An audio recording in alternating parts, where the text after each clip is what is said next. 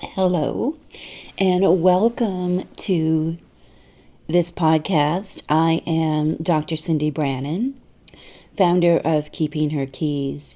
In this episode, I am going to be talking about soul retrieval and leading you through a guided meditation to facilitate your experience of calling back those pieces of yourself that are missing.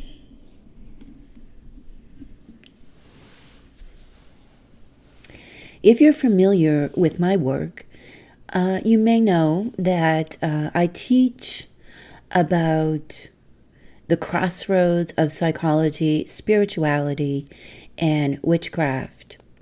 I teach modern practices such as thought management, reframing, coping skills, and I teach spiritual practices that come from a wide variety of paths as a long-time researcher and student of different experiences of the sacred. For me, I experience the sacred through the form of the goddess Hekate. Hekate is an ancient goddess. Even her name dates back thousands of years.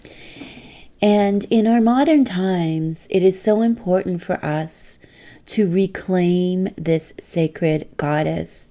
She may come to you in different guises with different faces, but she is the return of the divine feminine power that has been ostracized and vilified by our society for so long, by the power structure.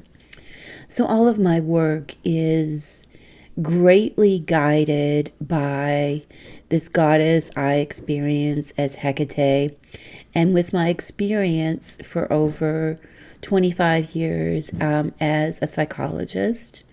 I have a doctorate in applied social psychology. I worked for years in academia and healthcare in women and children's health, developing programs to help women cope with caregiving, recover from depression, and the like. And I also spent a great deal of time studying stress, trauma, and relationships and attachment. I'm an herbalist, an energetic healer, trained in various modalities. I identify personally as a witch, which is the word that speaks the most truth to my soul. There is a congruence between the word witch and who I am in my deepest regions of myself. This is important to consider when we are discussing the subject of soul retrieval. I do not come to the topic of soul retrieval lightly. Soul retrieval is a subject with great gravitas. Soul retrieval is the process of calling back either our entire soul if it's gone missing, or pieces of our soul that may have gone missing due to trauma, invalidation, chronic stress, the need to adapt to a world that doesn't want us, to reclaim our wild, true self that is born of our eternal, beautiful soul.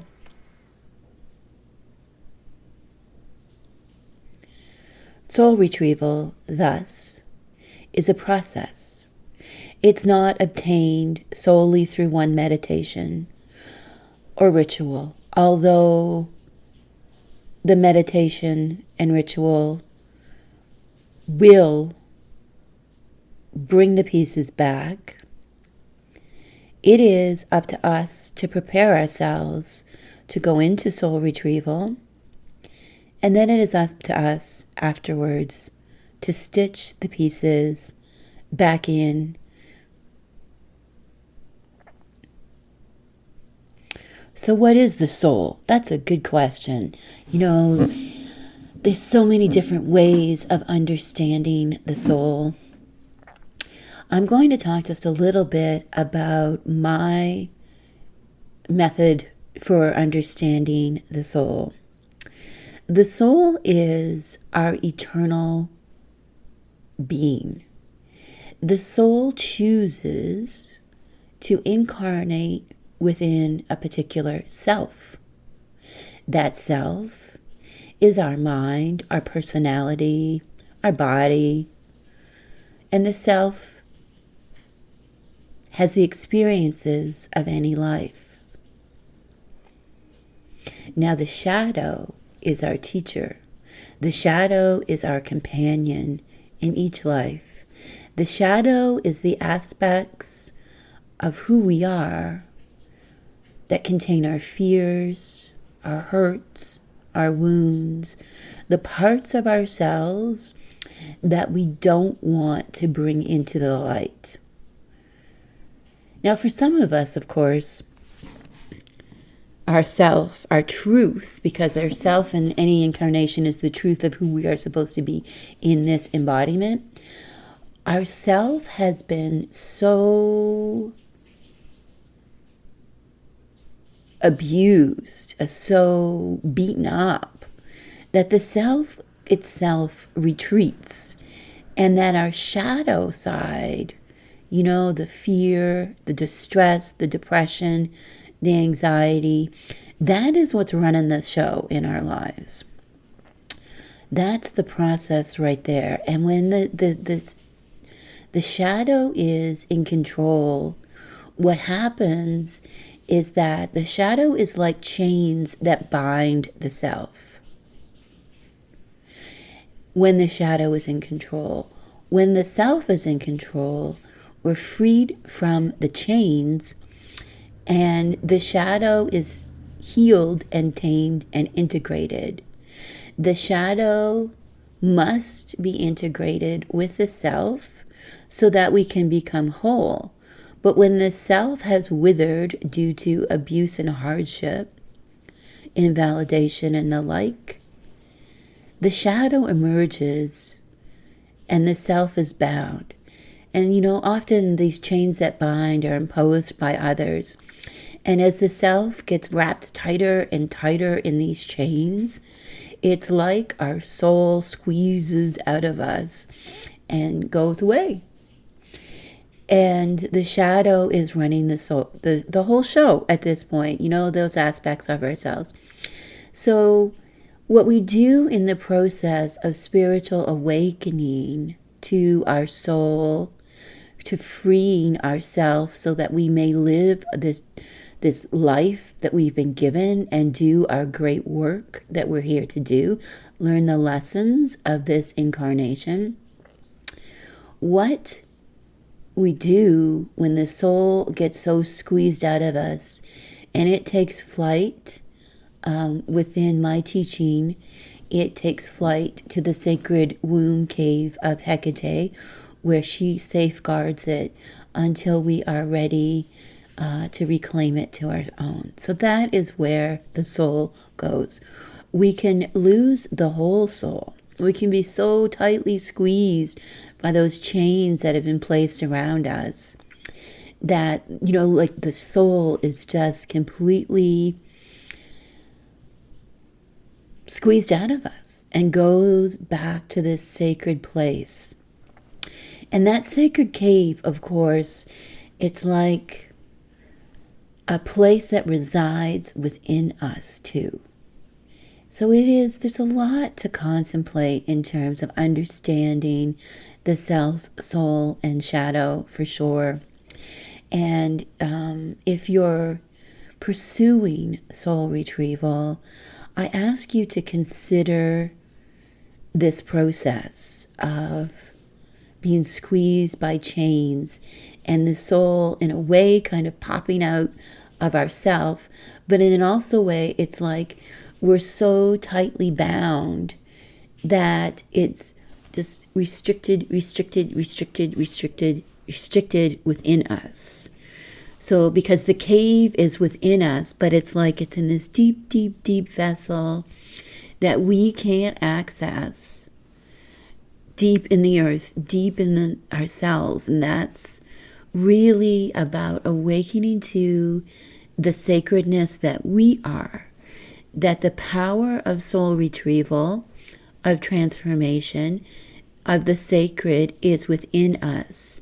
And breaking the chains that bind is about going in so deep that you literally go outside of yourself, that you break the illusion of separation between yourself and the deeper world, and you get back to that place where you can find yourself at the crossroads and choose to enter that cave and bring back those pieces of your soul.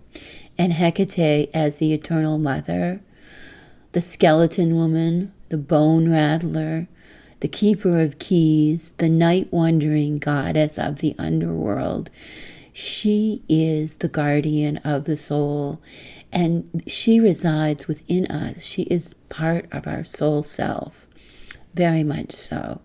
We are the embodiment of the soul, and the soul is born of Hekate, the eternal one, Kyria, the supreme keeper of keys, queen of keys, beautiful, guardian of the crossroads. So many aspects of Hekate have been handed down to us across the centuries, in spite of how she was vilified and denigrated by the power structure. And here we must consider for a few moments how the power structure is involved with our soul loss. You know, it's a force that greatly influences our own ability to live true. The societal chains that can bind us are so powerful. And the process of soul retrieval, of calling back that beautiful eternal self that is your soul, that crosses lifetimes, it's very much also the process of resisting the power structure that would say, this is crazy, this isn't real, it's all in your head, because they want us to stay in primitive mind. So think about that. Primitive mind is when we purely exist within the material world. That's primitive mind. When we're focused only on, scrambling to make ends meet, that we're always reacting to stimuli in the world. We're not creating, we're not choosing, we're not being empowered. We see ourselves as victims rather than survivors. Primitive mind is the mind of the shadow.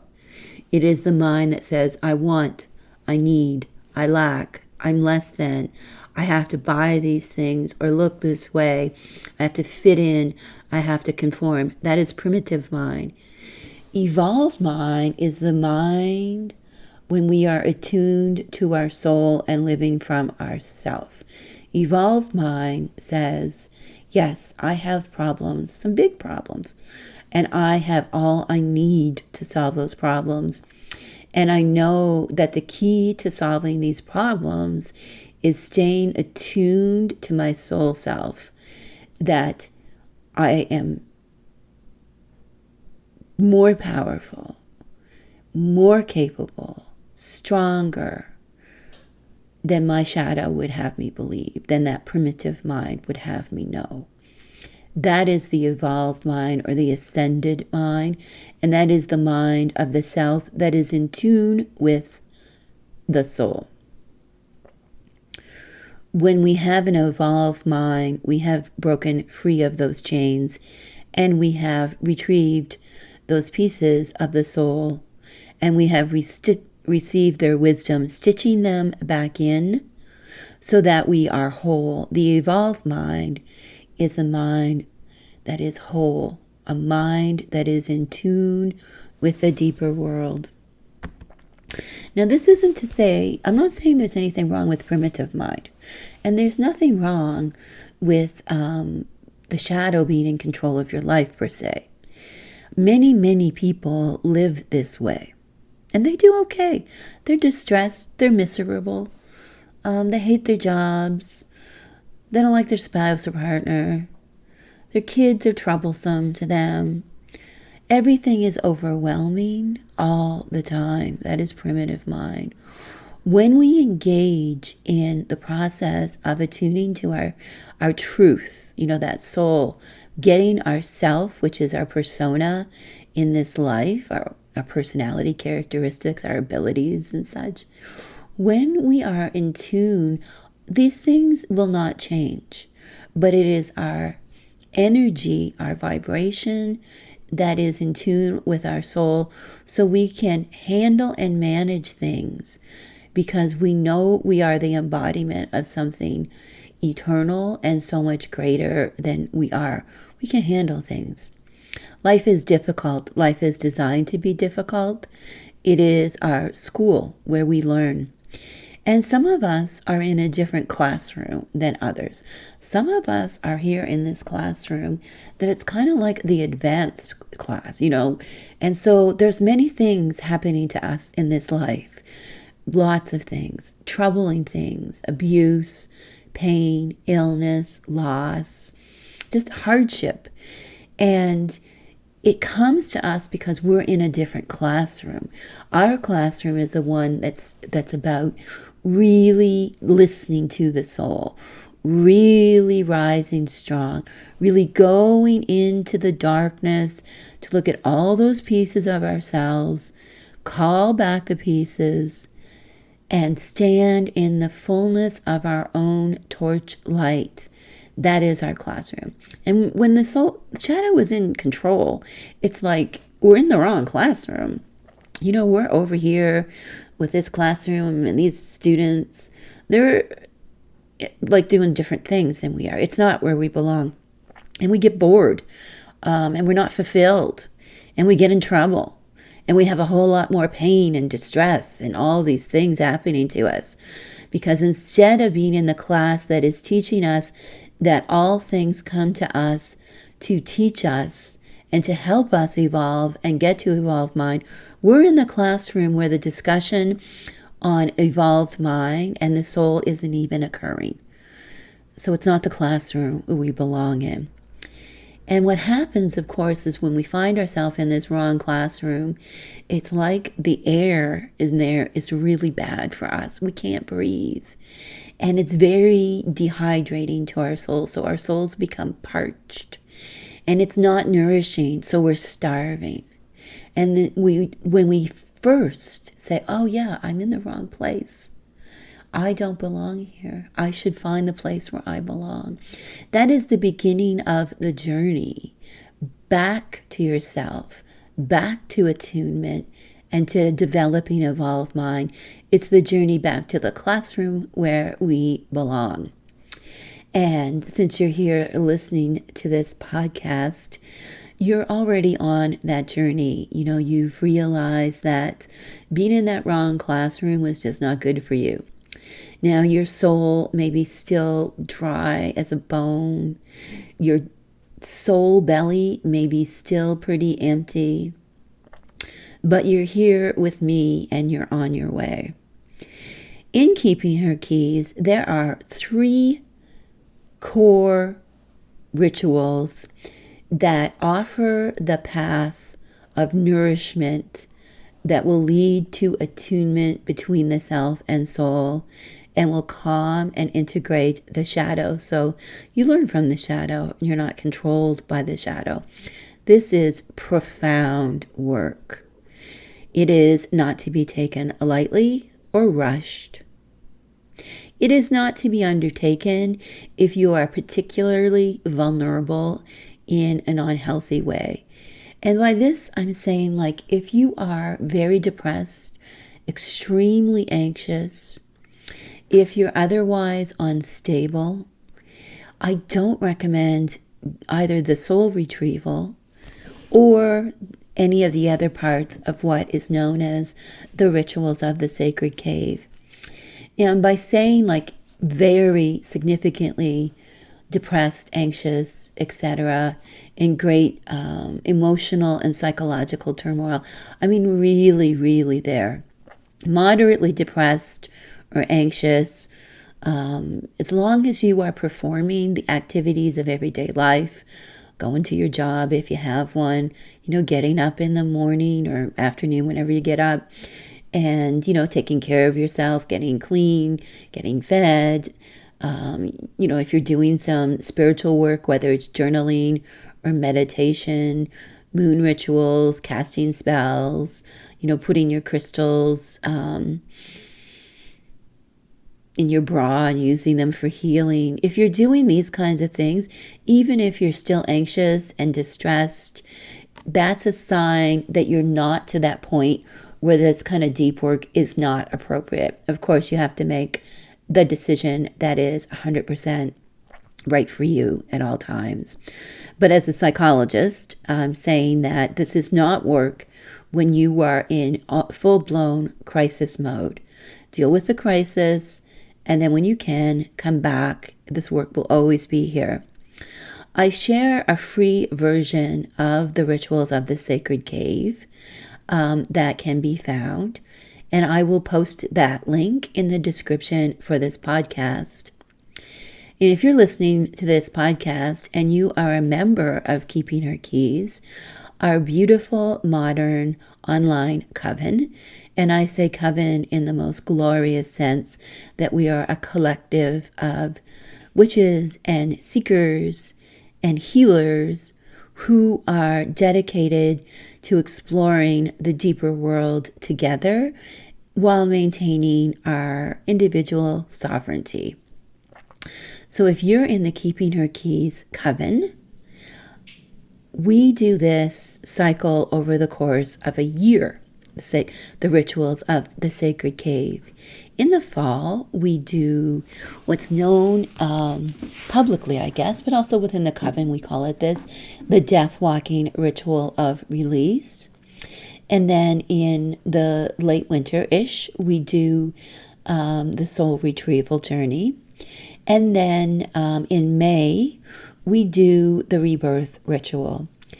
And I really recommend that if you're doing this, the DIY version that I offer publicly, that you give yourself space like this as well. At least 6 weeks between each phase, perhaps more. This is deep work that is not to be rushed, and you need the space in between to allow for the processing, for the healing and recovery, for you to really make the experience your own and to receive the messages and teachings that will come through in the dream time, signs that you may also receive in waking life. And a lot will happen after each of these rituals. So what we call the death walking ritual of release is basically a banishment of all that no longer serves. So I have a whole podcast that talks about this cycle, so I'm just going to briefly go over the cycle here. So the death walking ritual of release is very much about breaking those chains for the first time. And it's like we know there is that spark of the soul, even when the soul is that bound. There is that spark of the soul that burns, that persists, that yearning. It's like crying. It's like I'm in the wrong classroom. I'm bound. I'm parched. I need nourishment.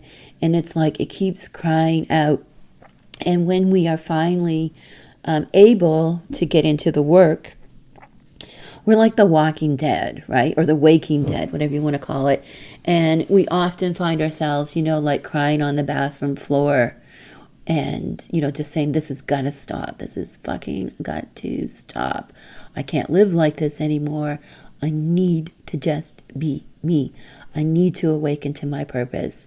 And so that is the moment which we call the Nissa, the threshold, where we cross into knowing that we need to nourish the soul.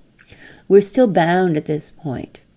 And we drag ourselves, bedraggled, bound, drag ourselves to the point where we are ready to release those chains, to become unbound.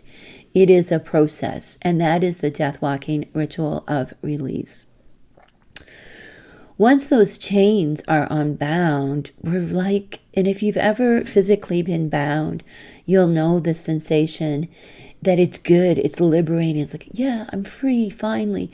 But we feel very weird because we functioned so long as this bound self, where the shadow was in control and our self was just bound. And it's a whole new way of being. And this is why we need time to recover from the unbinding.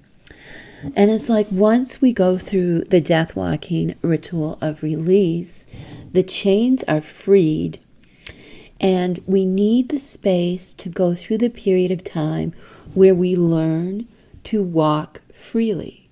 We learn the self has been freed. The shadow aspects are, we hold their hand basically and say, I am going to walk with you into these dark places of my life. And this is where soul retrieval comes in. Soul retrieval is we have walked into the dark places. We've understood our aggression, our fear, our experiences. We've healed, and the shadow is becoming more integrated. And we've realized, we've remembered, it's like, oh, there was this thing that happened to me, this horrific thing, and I feel like a piece of me was sacrificed on the altar of my soul so I could survive that horrible thing, that my soul had to take flight. And here I am, unbound. My shadow has become part of who I am. Because when I'm bound, there's no room for, integration because I'm so bound. So it's like, here I am, the dance of shadow and soul. I am on my way to wholeness, and I've realized I need this other thing back. Some pieces are like shadow, like, you scrub yourself in the bath and you scrub something off, and it's like, oh, I'm glad that's gone. There are some pieces that don't come back. And those aren't our soul, because everything in our soul is exactly what we need it to be, exactly as it's supposed to be. Nothing will come back to you that isn't part of who you are. And the final part is rebirth. So it's like we release the chains that bind, we go through the process of integration, the dance of shadow and self, and shadow and soul, getting that vibe back, that beautiful incorporation where we're expanding because we're no longer bound. We call back the pieces of our soul. Again, we're becoming more and more of our glorious full self. And then we go through the rebirth ritual, which is the process of having all of these pieces that we've called back to ourselves, the releasing, all of this work we've been doing. We are cleansed in Hecate's cauldron of rebirth, where anything that no longer is necessary, we've learned the lessons, or any pain, any little chains we've got here or there, binding things, binding parts of us, all those things are completely broken down. And what's left is our beautiful soul of exactly who we are. And then Hekate and her priestesses help us come back together. But we come to the cauldron with we've done all the work. We've claimed all the keys. We're like, here we are, Mother. In this moment, I've got all the pieces. I've stitched them back together the best I could. So now I'm stepping into this cauldron of my own free will, so that with your wisdom and power and grace, I can be fully rebuilt into my most glorious self that is truly attuned to my soul. So those are the 3 stages. A lot of this, of course, is recovery from programming that was inflicted upon us from others. Now, if you identify as a witch, a wild woman, or another form of deep soul that comes full of magic, medicine, and mystery, if this is who you are, then your soul is a special soul. It's not like the souls of the kids in the other classroom. Your soul is in a different place, a different classroom, if you will. And as such, when you do the soul retrieval work, what you may experience is a retrieval of memories of who you were across lifetimes. And this can certainly happen. You may also really get into that core. You know, Hekate as Anima Mundi is the very soul of the world. And witches and wild women and other wild folk, we are kissed by that Anima Mundi, that fire of the world, that essence, that deep. We have a big dose of that essence, right? So when we get back into soul retrieval, we're getting back into that big essence of ours.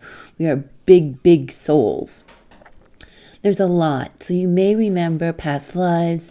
You may remember times before your embodiment, any embodiment. Lots of things may happen. You may go way, way, way back to before the sacred within, the sacred of wildness was expunged and ostracized by the patriarchy. And it's often easy to say that this is all about Christianity. However, there's also some truth, especially for women, that we were subject to the patriarchal forces that would deny us our power long before the rise of Christianity. Although Christianity, of course, made it 1,000% worse.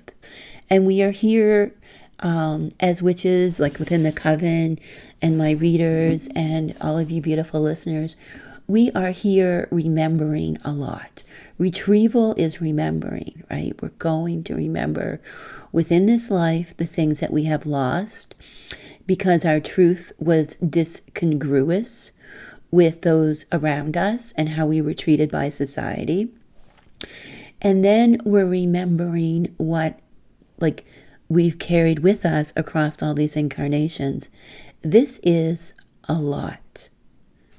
And that's why I said, if you're really in crisis mode, this isn't the time for the work. Now, you may also be wondering if you have to do the 3 rituals of the sacred cave in order. And I would say, ideally, yes, do them over a course of several months. However, what is important is that the release has occurred. You may have found that release through the death walking ritual, or you may have found it a different way. The release is what matters. So if you are feeling unbound, freed, liberated, stronger, that you're really in tune with your shadow and self, and that you're in this position where you have space because you've unbound from the chains, that you can do the soul retrieval and have those pieces find a space within you, then I would say it's not necessary to do that exact death walking ritual of release.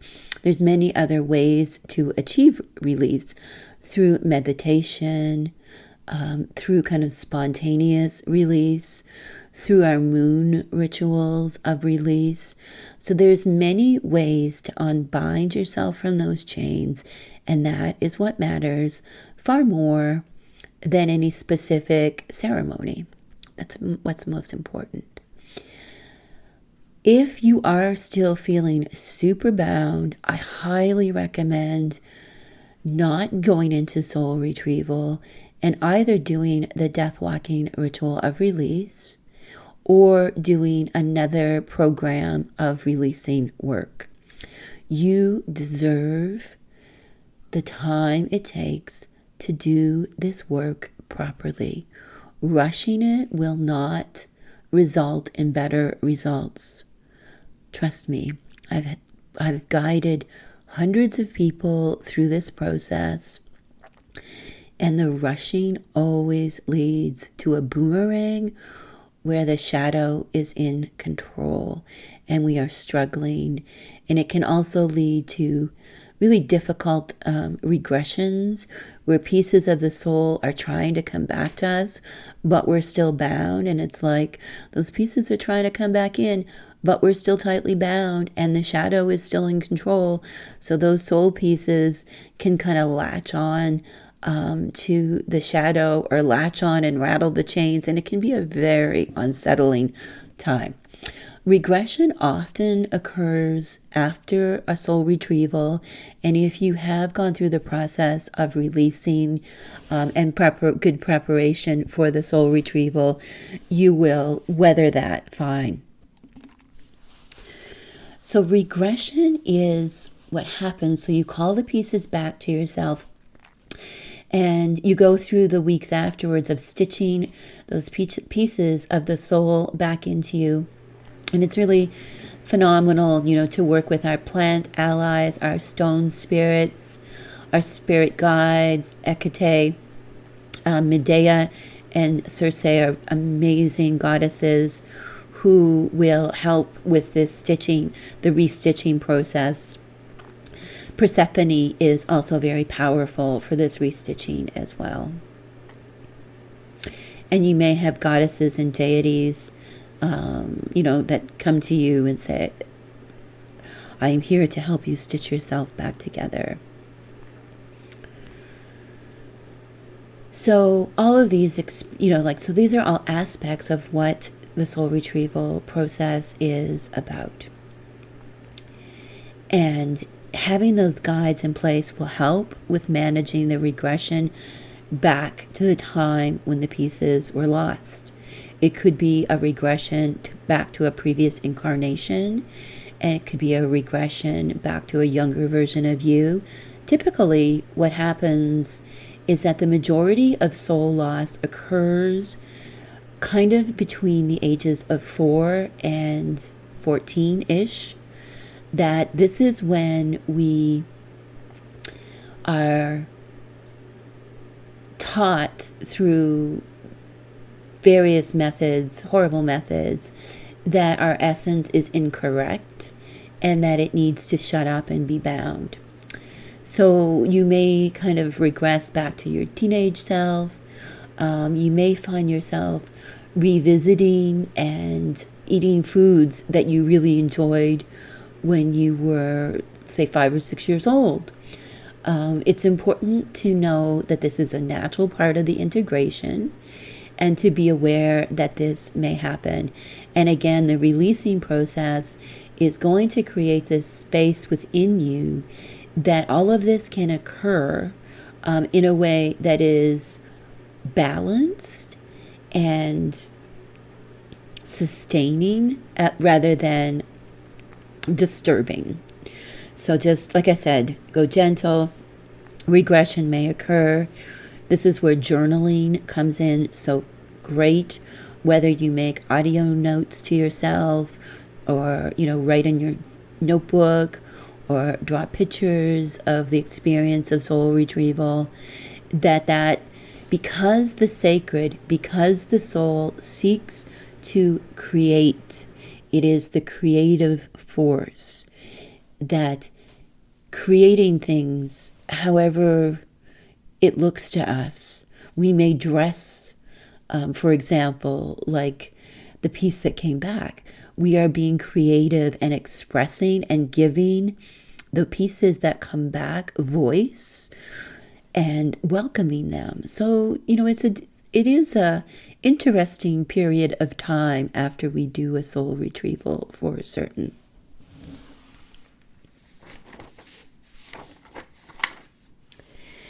It is also wise when you're doing the soul retrieval, if you're doing it here on your own, by listening to the meditation that's coming up very soon. It's also wise to talk to this with a trusted friend. If you have a mentor or a teacher, or perhaps you have a friend and the two of you are doing this together, which is so beautiful. Isn't that just a trusting experience?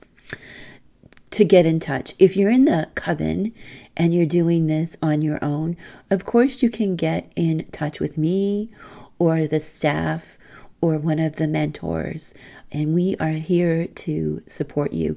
It's really good to let that person, whoever it is, know in advance that you're going to be doing this, and then check in with them a couple of days or the day after you do the journey.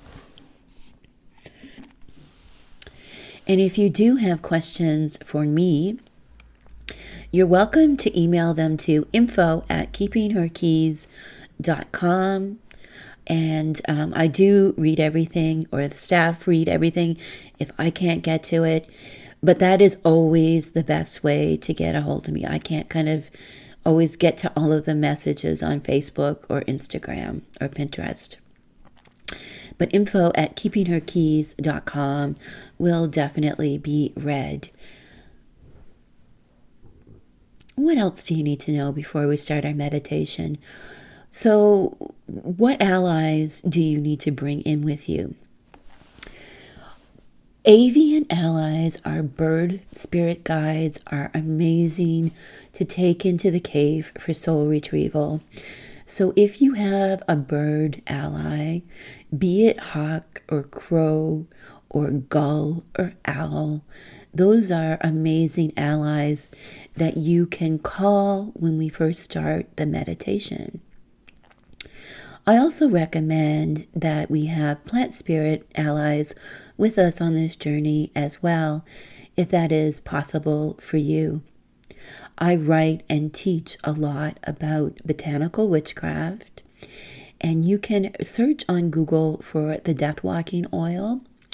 You can also search for my article on Hecate's garden and my book, Hecate's Garden, The Magic, Medicine, and Mystery of Plant Spirit Witchcraft.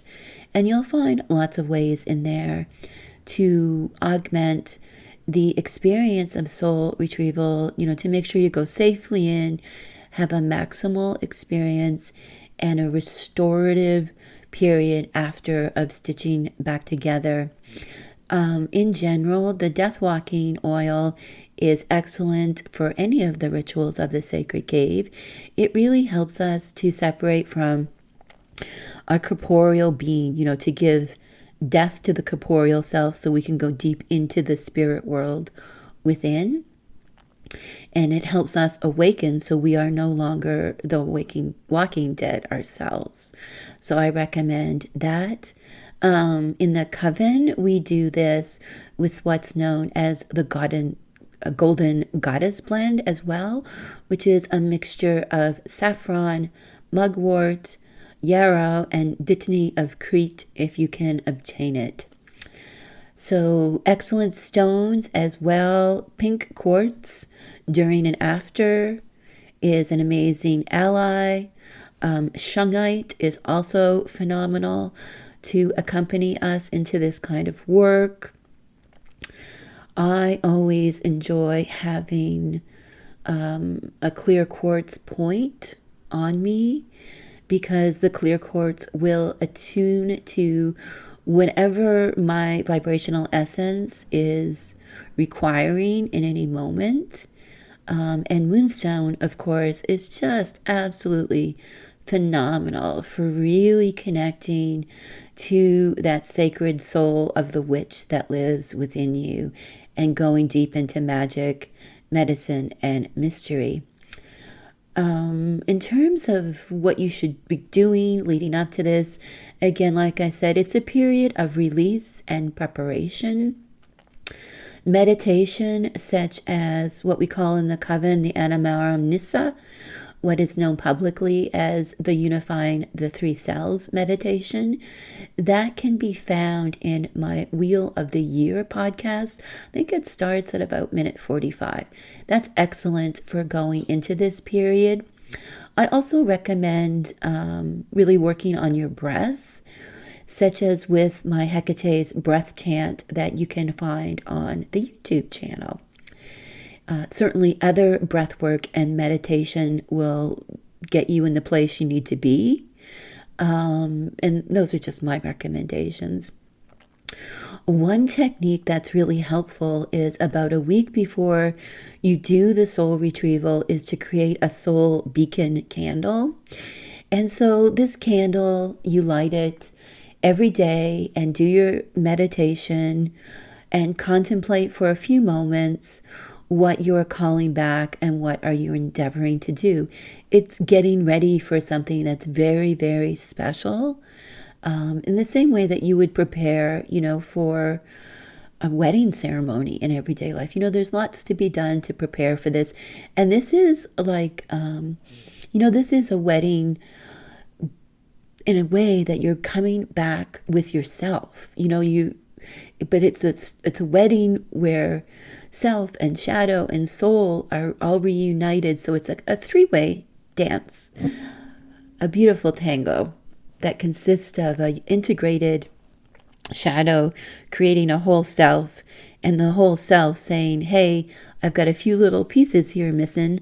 I'm going to go back, or maybe a lot of pieces. Sometimes our whole self goes away. And now I'm going to go back and I'm going to get those pieces and I am going to have wholeness.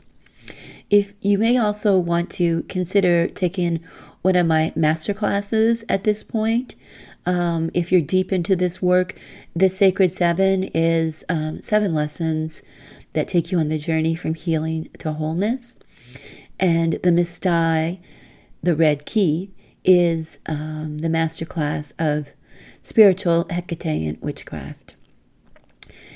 As for when you actually do the meditation, when you listen to the meditation, really just be comfortable. That is, like however you are comfortable.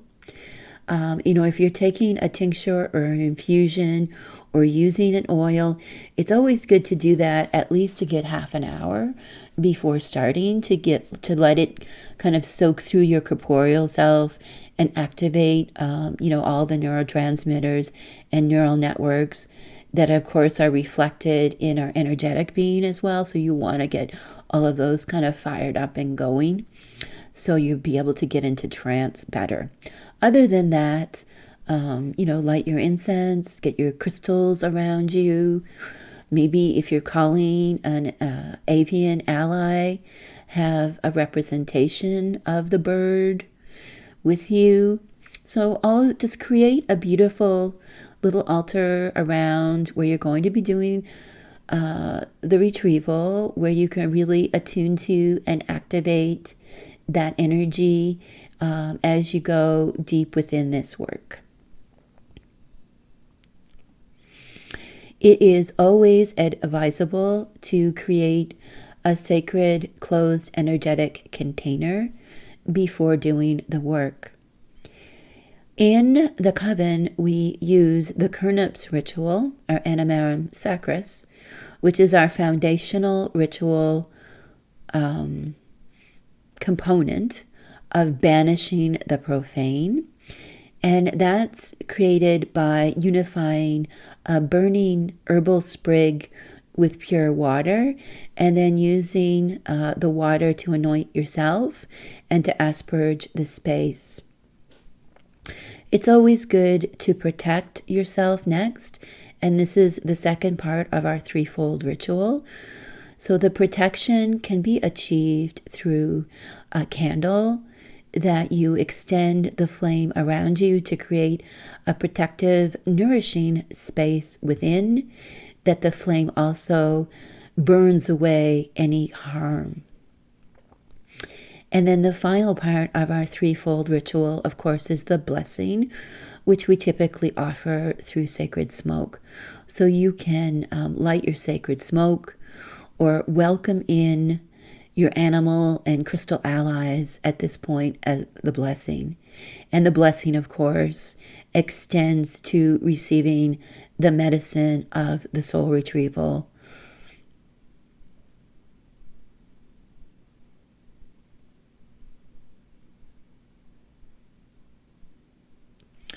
So that's a lot to take in. You may want to listen to this podcast a couple of times up to this point.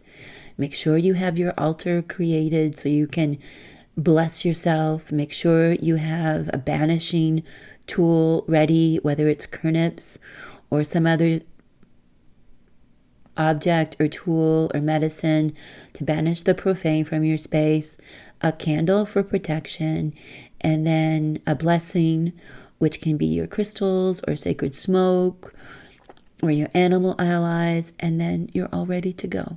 Get comfortable, and when you're ready, we shall begin.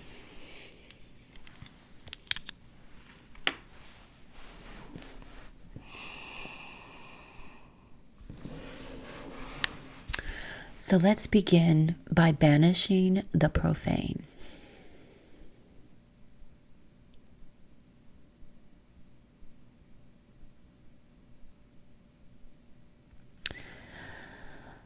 And you can say after me, I banish the profane from my life. And if you're sprinkling the water, you can sprinkle it now as I'm sprinkling it here.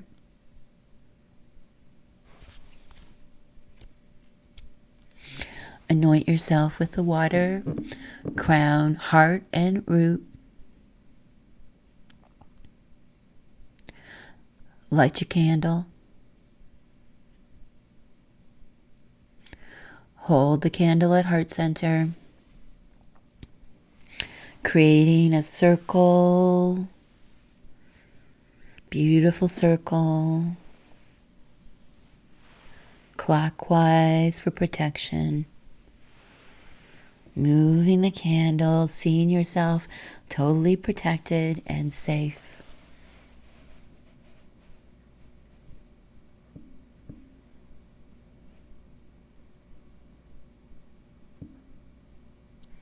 Placing the candle back on your altar.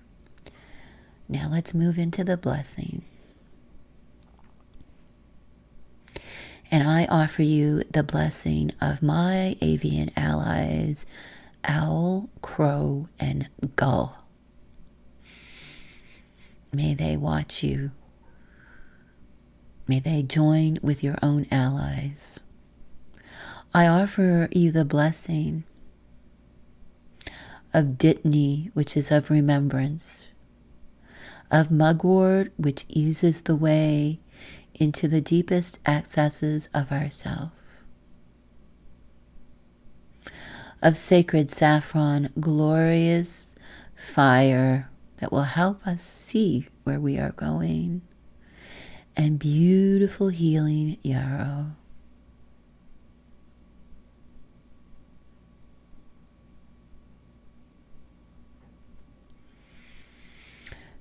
To clear quartz, pink quartz, shungite. They all come forward now and join with your crystals as you hold them and activate them and attune to and welcome in their medicine. Take a moment here, connecting with the medicine that you're using for blessing your soul retrieval.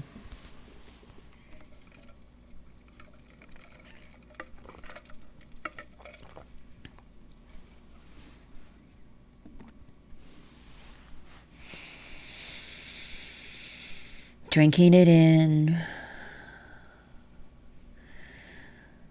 taking the breath, drinking it in,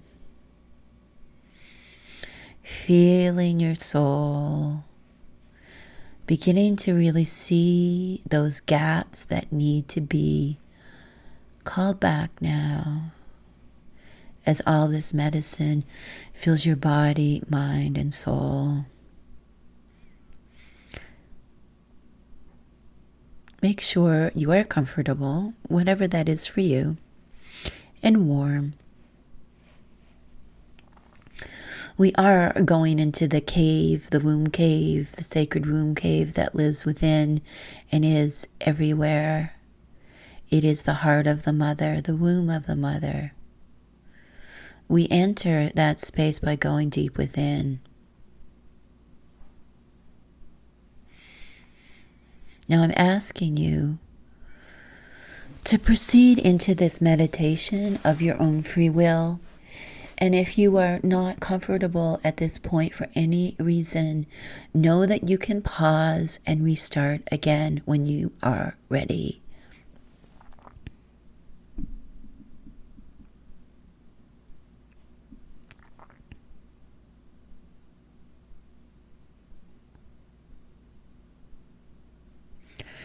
So let's begin by noticing our breath.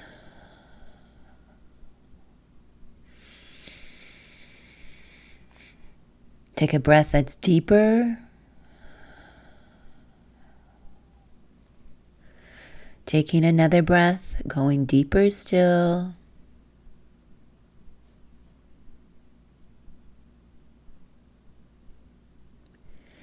And now with this breath, you're going deeper still, expanding your rib cage, your belly, pulling it as deep as you can, all the way down to your sitting bones.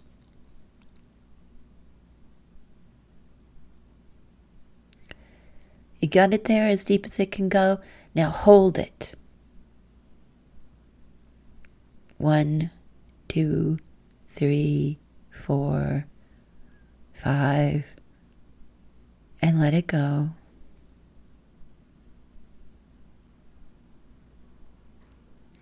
And let's do that one more time. Super deep as you possibly can, till the breath is literally crushing on those sitting bones.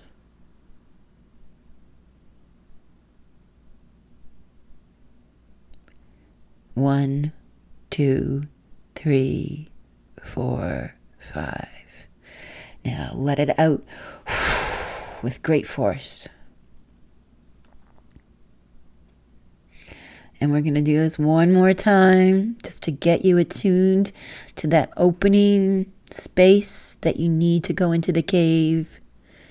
That's all the way in, way down to those sitting bones. Way down, past the sitting bones this time, to the soles of your feet. Way down to the soles of the feet. Feel your feet pushing and pulsing against the earth beneath you. Hold the breath there.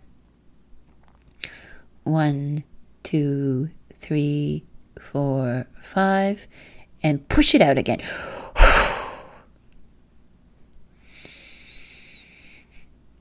Now we're going to do 2 things. We are going to take that breath to use it to open our third eye, our psychic center. And you're going to pull the breath up this time, up into your sinus cavities. And it's going to work on your spirit self, your etheric body. So let's pull it up into our sinuses. Holding it again for 5. 1, 2, 3, 4, 5.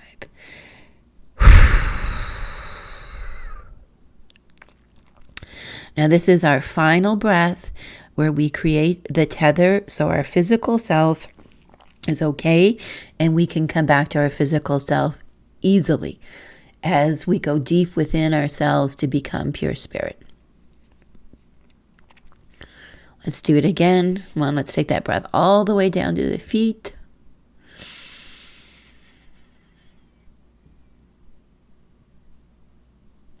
Now this time, see those feet. See roots extending from your feet, binding you, your physical self, to your environment. tethering you deep into the earth so your physical self is safe and secure while we journey deep within as spirits.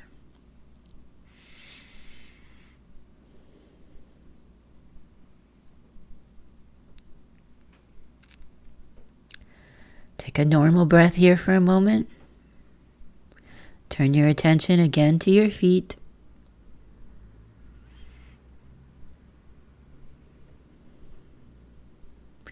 Now I want you to see your feet, shifting the gaze to the third eye, softening the feet, seeing the feet with your eyes closed, letting the feet be seen by your spirit self. These are your spirit feet.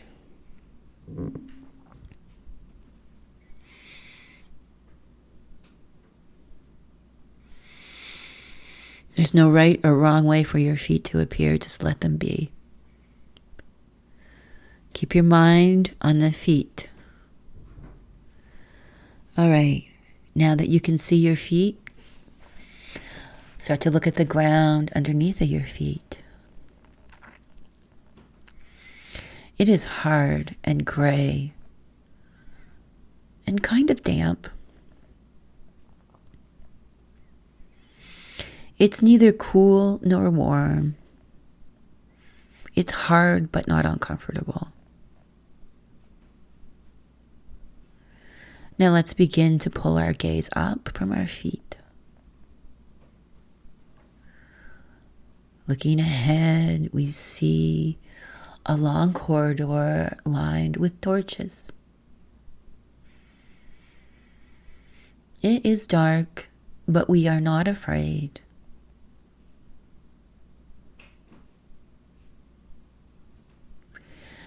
Your allies may be with you here in this space, or they may have gone on ahead.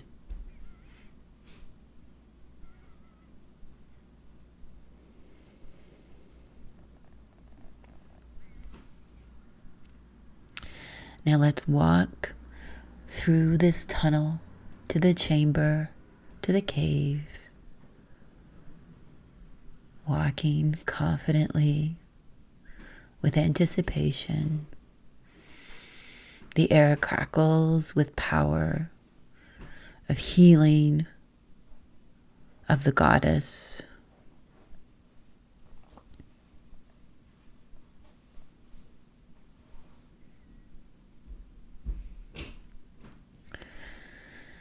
Now we come to a bridge, a crossroads.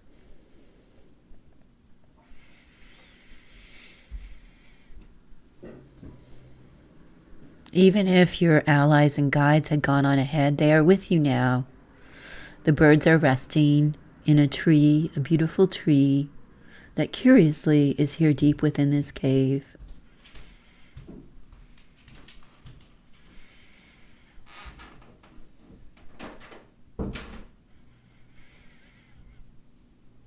Cross over the bridge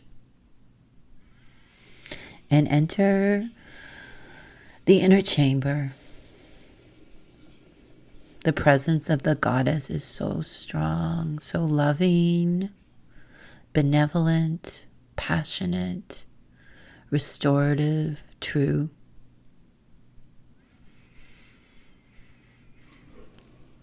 You are directed to stand in the middle of this chamber. This is your own unique chamber within the cave of the Mother.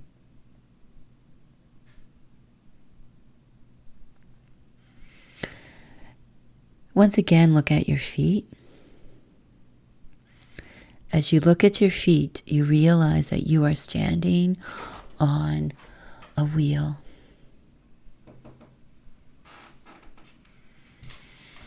A beautiful wheel that is a labyrinth, that is the coiled serpent, that is the wheel of time.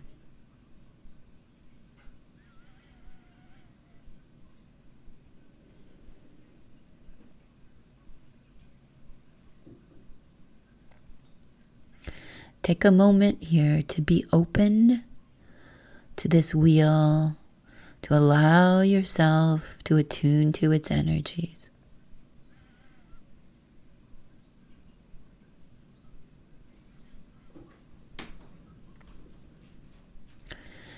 The wheel starts to move.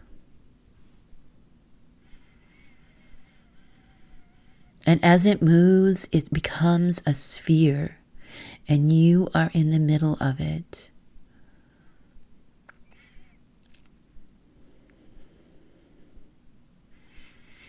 It stretches all around you now, enclosing you in this beautiful, translucent, powerful, crackling, sparkling, whirling sphere.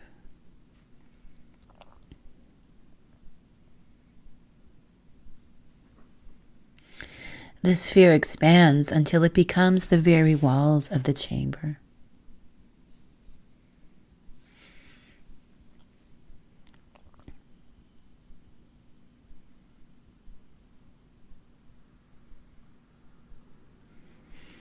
Take a few breaths here,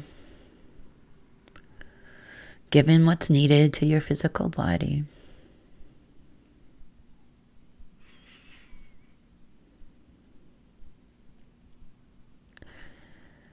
Now looking around in this chamber sphere womb that you're in, where the essence of the wheel of time and the goddess is mingling. This is your chamber, so this is your soul. This is your sum totality in this chamber now. You will notice now that there are pieces that are somewhat darkened. And as your attention turns to them, say simply, I call you back. I feel you back in. I call back all the pieces of my soul.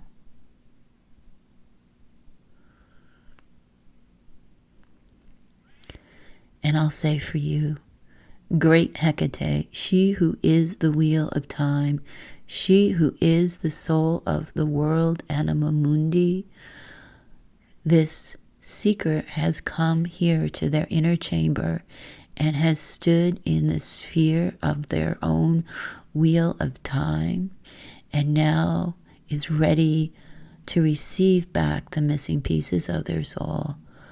Grant them this boon.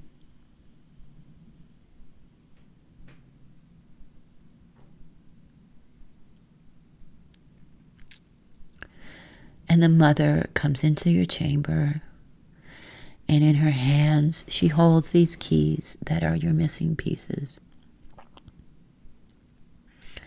She offers the keys to you, and you take them. And the dark spots on the wall of your soul chamber are immediately turned on as you claim those keys. And there is a wash of wholeness over you, of a blessed reunion, as those keys are absorbed into your being.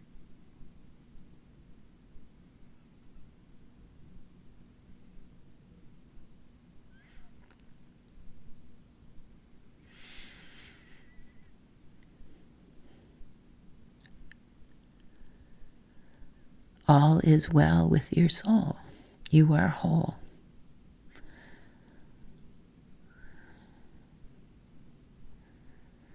Hekate comes forward now, the mother.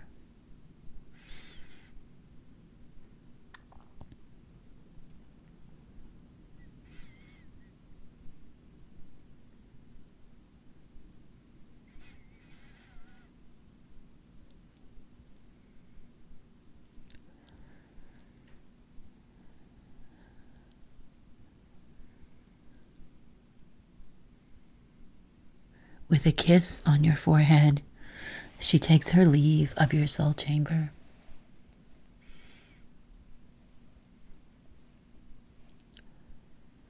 Now stand here absorbing the energy of your soul chamber deep within you, attuning to it, knowing that all this beautiful vibration essence is who you are. Powerful beyond measure, whole, eternal, wise.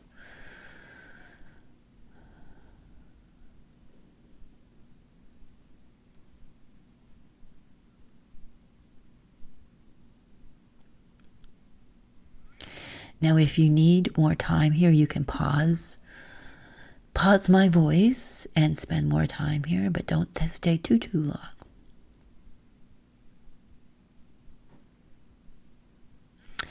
Now it is time to leave.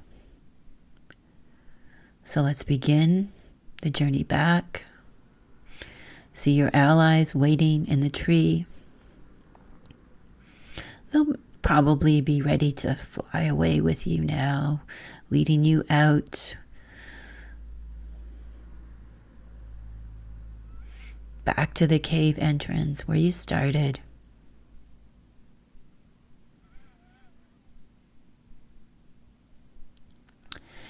Again, let's look at our feet, using their feet as the way we switch from spirit self to corporeal self.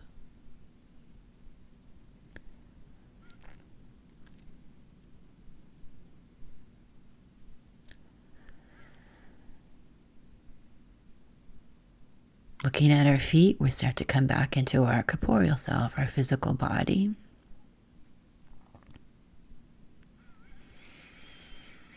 Wiggling the toes in your physical self now.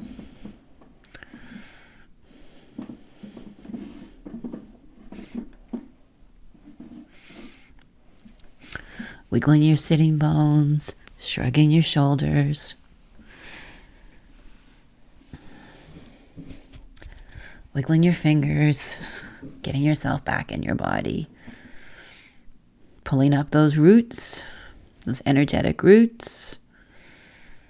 Contained and whole,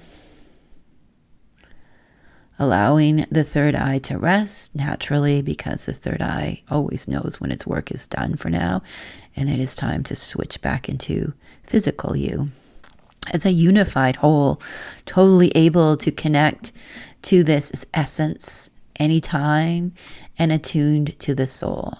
This is you. I would love to see a huge smile. I'm envisioning it now. Congratulations for doing this work. I fully recommend remaining here with your altar and guides for as long as is comfortable for you. And then after getting yourself a great snack, keeping yourself nourished of body, and beginning the process of stitching the soul really back in, of sitting with memories and feelings and knowing that you're just doing the most sacred, important work of your life. May you be well blessed by this offering of the Soul Retrieval. I share it with you freely. It is the teachings of the Mother.